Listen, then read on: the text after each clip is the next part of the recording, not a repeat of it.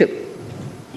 The outlay for capital expenditure in the union budget is once again being stepped up sharply by 35.4% from 5.54 lakh crore in the current year to 7.50 lakh crores in 22-23.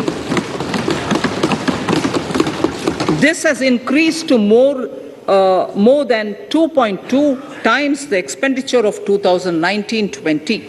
This outlay in 22-23 will be 2.9% of the GDP. Effective capital expenditure. With this investment taken together with the provision made for creation of capital assets through grants and aid to states, the effective capital expenditure of the central government is estimated at 10.68 lakh crores in 22-23, which will be about 4.1% of the GDP. Green bonds. As a part of the government's overall market borrowings in 22-23, sovereign green bonds will be issued for mobilizing resources for green infrastructure.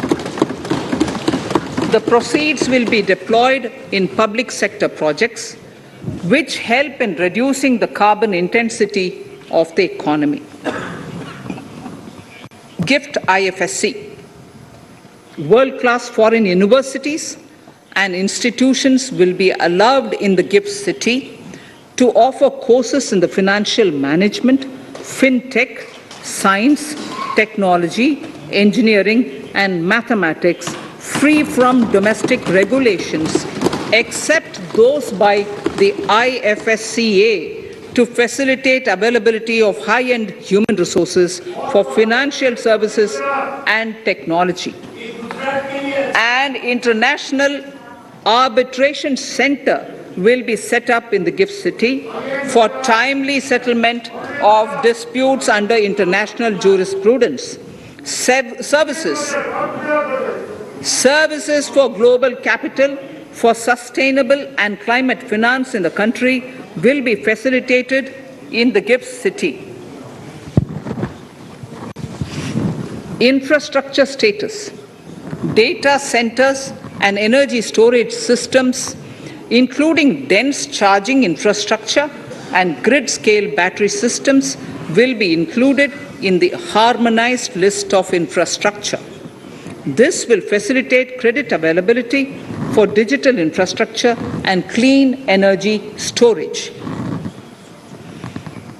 Venture capital and private equity invested more than 5.5 lakh crores last year, facilitating one of the largest startup growth system. Scaling up this investment requires a holistic examination of regulatory and other frictions. An expert committee will be set up to examine and suggest appropriate measures. Government-backed funds, NIIF and SIDBI, Fund of Funds, have provided scale capital, creating a multiplier effect. For encouraging important sunrise sectors such as climate action, deep tech, digital economy, pharma, and agri-tech, the government will promote these thematic funds for blended finance, with the government share being limited to 20% and the funds being managed by private fund managers.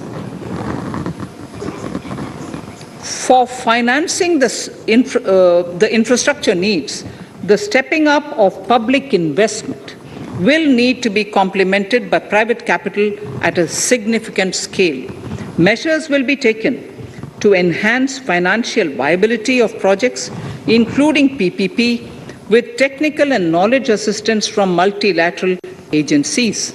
Enhancing financial viability shall also be obtained by adopting global best practices, innovative ways of financing, and balanced risk allocation. Digital rupee.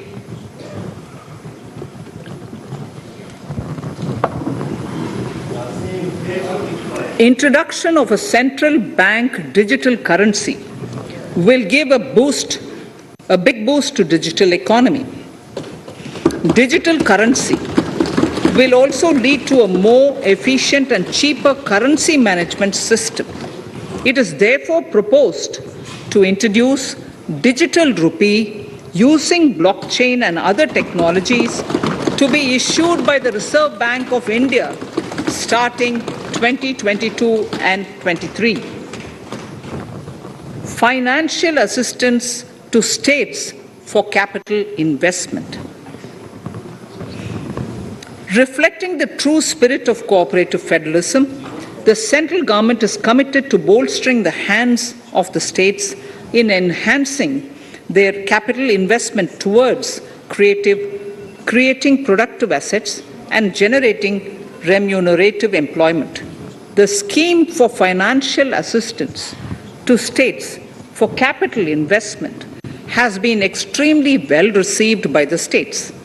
In deference to the requests received during my meeting with the chief ministers and state finance ministers, the outlay for this scheme is being enhanced from 10,000 crores in the budget estimates to 15,000 crores in the revised estimates for the current year.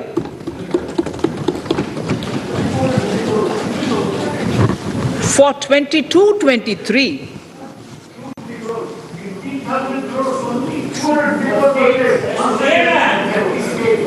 I'll repeat that sentence for the benefit of many of our honorable members.